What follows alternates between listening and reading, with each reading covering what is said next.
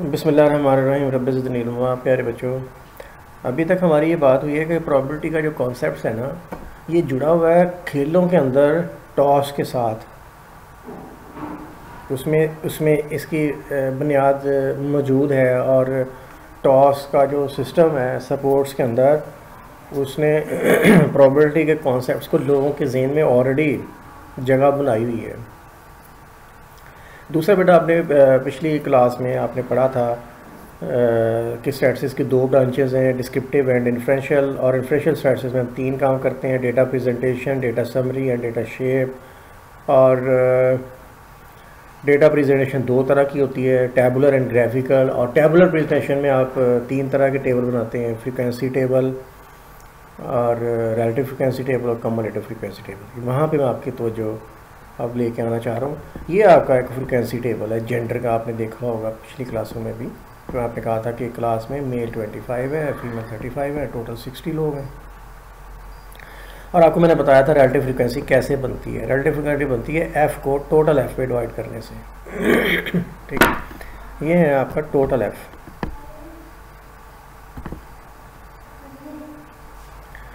ये बेटा आपका टोटल एफ़ है, समेशन एफ़। ठीक है, और इक्वल्स टू 60 है। और इसको थोड़ा मैं स्मार्ट कर देता हूँ, ये सेंटर कर देता हूँ ये। ठीक है बेटा, समेशन एफ़ 60 है। अगर आप एफ़ को, रिलेटिव फ्रीक्वेंसी क्या होती है? रिलेटिव फ्रीक्वेंसी ये होती है कि आप एफ़ को डिवाइड कर दें समेशन एफ़ के ऊपर। ठीक है, ये मैंने आपको बेटा पहले बताया हुआ पिछली क्लासों में। आपने एफ़ को डिवाइड करना है किसके ऊपर? इस समेशन एफ़ के ऊपर। तो हर फ्रीक्वेंसी को जब हम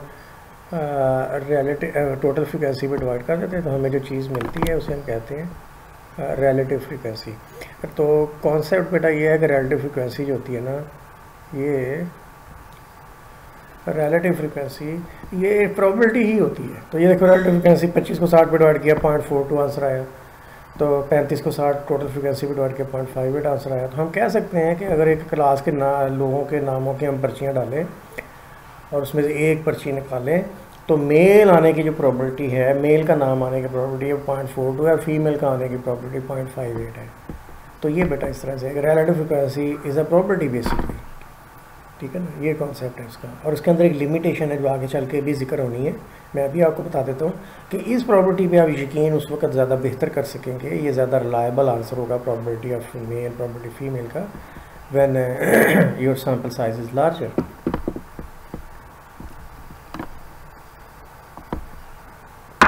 आगे चलते हैं। ये एक बिज़नेस स्टूडेंट्स की ये स्पेशलाइजेशंस हैं। एक क्लास में कुछ लोग हैं, 25 के पास मार्केटिंग की स्पेशलाइजेशन है, 20 के पास फाइनेंस की है, 15 के पास HR की है। तो ये बेटा जो फ्रीक्वेंसी है 25, 20 और 15 टोटल 60 हो गए। आपने फिर रिलेटिव फ्रीक्वेंसी फाइंड की, फ्रीक्वेंसी को टोटल फ्रीक्वेंसी पे डिवाइड करके, तो 0.42, 0.3, 0.25 आंसर आ गए। चेक कर लीजिएगा, गलत तो नहीं आंसर जो निकले हुए। तो बेटा इसका मतलब क्या हुआ कि प्रोबेबिलिटी कि एक स्टूडेंट जो है, बिज़नेस का स्टूडेंट, मार्केटिंग ऑप्शन लेगा, मार्केटिंग की जो उसकी प्रोबेबिलिटी है 0.42 है, उसके फाइनेंस लेने की प्रोबेबिलिटी 0.33 है, HR की प्रोबेबिलिटी। अब एक नया स्टूडेंट एडमिशन लेता है तो हमने देखना है व्हाट इज़ प्रोबेबिलिटी को मार्केटिंग में जाएगा, फाइनेंस में जाएगा, HR में जाएगा। तो दीज आर द प्रोबेबिलिटी जो कि उसकी रिलेटिव फ्रीक्वेंसी ही हैं। तो दूसरी चीज़ बेटा जो आपको बहुत करीब से टच करेगी वो है रिलेटिव फ्रीक्वेंसी का कॉन्सेप्ट, जो कि प्रोबेबिलिटी के साथ जुड़ा हुआ है। तो यहाँ कुछ डेफिनेशन प्रोबेबिलिटी के बारे में लिखी है। Probability actually describe long run regular predictable pattern of the random experiment. तो ये लॉन्ग टर्म उसकी प्रोडिक्शन का पैटर्न होता है। The probability of outcome of a random experiment is a number between 0 and 1 that is a portion of time the outcome in a very long series of repetition. तो ये number of times बताता है, मतलब 0 और 1 के दरमियान है। तो जैसे हेड की प्रोबेबिलिटी 0.5 है, 0.5 का मतलब 50% है, तो 50% उसका मतलब है कि ये आउटकम आएगी हेड वाली।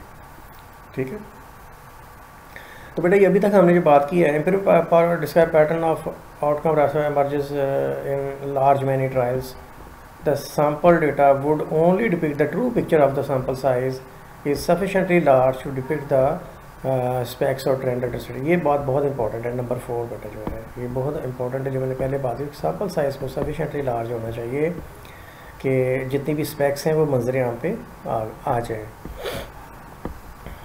लो बेटा, मसलन काफ़ी सारे लोगों ने ऊपर, हमने मार्केटिंग के भी हमारे सामने आ गया, फाइनेंस के भी सामने आ गए, HR के भी सामने आ गए, तो वो कहता है कि सारी चीज़ें सामने आ जानी चाहिए। ये ना होगा हमारा सैम्पल साइज अभी इतना हो, 10 बच्चों ने एडमिशन लिया, उसमें मार्केटिंग और फाइनेंस के लोगों HR के हुआ ही ना, तो ऐसी चीज़ें जो है ना वो फिर सही नहीं रहेगी। इतना बड़ा सैम्पल साइज़ होना चाहिए कि सारी वैरायटी खुल के उसके अंदर सामने आ जाए। ये बेटा 2 चीज़ें हो गई। मैंने स्पोर्ट्स की मदद से बेटा 1-2 जो लाइनें मैंने ख़ास तौर पे पढ़ी हैं, ये देखो ये लाइन बहुत इंपॉर्टेंट है। सेकंड लाइन, ये पहली लाइन का तो पहले भी हमने जिक्र कर दिया, और ये लास्ट लाइन बहुत इंपॉर्टेंट है, ठीक है ना। 3 भी ठीक है, ये 4 लाइन्स आपने बड़ी इसको तरतीब से इसको बेटा उतार लेना है। अभी तक जो हमारी बात हुई है वो ये हुई है कि टॉसेस जब होती हैं तो रिपीटेड नंबर ऑफ़ टॉसेस में जो है बार बार जो टॉस होने में तो हेड उतनी दफ़ा ही आता है जितनी दफ़ा टेल आता है, यानी कि हेड की प्रॉपर्टी बराबर है टेल की प्रॉपर्टी। दूसरा अभी हमने रिलेटिव फ्रीक्वेंसी की बात की, और रिलेटिव फ्रीक्वेंसी के साथ हमने जब ये चीज़ जुड़ी है कि sample size should be sufficiently large, ताकि उसका सारी जो स्पेक्स है ना वो सामने आ जाए।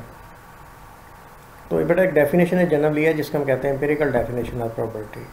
तो एम्पिरिकल डेफिनेशन प्रॉपर्टी वॉन माइसेस ने दी थी 1920 में, ठीक है। ये डिफाइन करती है कि property of an event term relative frequency of the wave, जो रिलेटिव फ्रीक्वेंसी है। ये देखो किसी इवेंट की किसी कैटेगरी की property divide by total property, an total property है, n1 उस खास कैटेगरी की या क्लास की प्रॉपर्टी है, ठीक है। और साथ हमने कंडीशन लगाई है कि जो सैम्पल साइज़ है ना ये बहुत बड़ा होना चाहिए, फिर जो है ना उस नंबर को हम ये रिलेटिव फ्रीक्वेंसी प्रोवाइडेड के n बड़ा हो, यानी कि ज़्यादा बार हमने चीज़ों को ऑब्ज़र्व किया हो तो उसको हम प्रॉपर्टी ऑफ ए कहेंगे। तो ए जो है हमने ऑब्ज़र्व किया कि n1 टाइम्स आ रहा है, ठीक है बेटा। तो ये इसकी डेफिनेशन है। Late an experiment be repeatedly perform.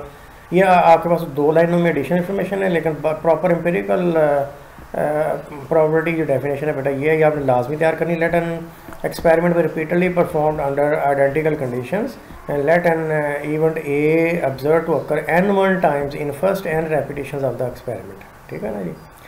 तो फ़र्ज़ करें 100 ये n दफ़ा टॉस हुई, n1 दफ़ा हेड हमें ऑब्ज़र्व हुआ, ये इसका मतलब ये है। Then property of event A is defined, तो फिर हेड की प्रॉपर्टी ये होगी जितनी दफ़ा हेड ऑब्ज़र्व हुआ तो जितनी टोटल टॉसेस की, ठीक है।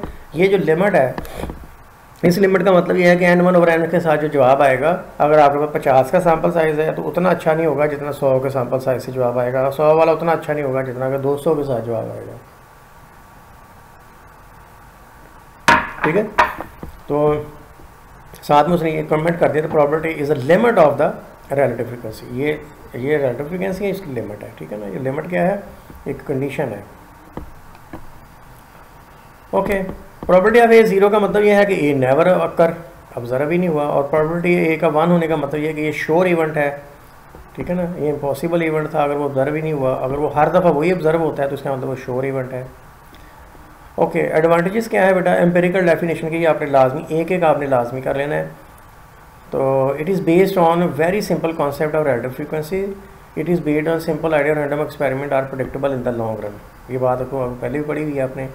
और डिसएडवांटेज का in practice it is not possible repeat experiment infinitely. तो प्रैक्टिस में ये मतलब ये पॉसिबल नहीं होता लाइफ में कि हम हर बार ही उसको कॉइन को तो हम टॉस कर लेंगे, लेकिन अगर एक्सीडेंट की मतलब या कोई और ऐसी चीज़ देखनी है जो कि जिसके भी साथ एक कॉस्ट जुड़ी हुई है या जिसके साथ एक लॉस जुड़ा हुआ है, तो फिर हमारे लिए उस एक्सपेरिमेंट को रिपीट करना पॉसिबल नहीं होता। टू सिमिलर एक्सपेरिमेंट में produce the same results, that is no uniqueness.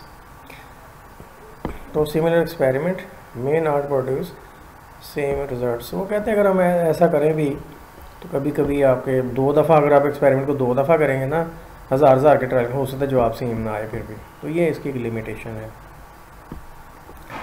अब बेटे एम्पिरिकल डेफिनेशन आपने लाजमी तैयार करनी है। ऊपर सपोर्ट्स के बारे में 2-4 लाइनें जिनको मैंने फोकस करके पढ़ा है वो आपने पढ़ लेनी है, और फिर रिलेटिव फ्रीक्वेंसी के बारे में जो लाइन थी उसको आपने गौर से पढ़ लेना है। ठीक है ना। तो ये बुनियाद हमने बना ली है। अब इंशाल्लाह हम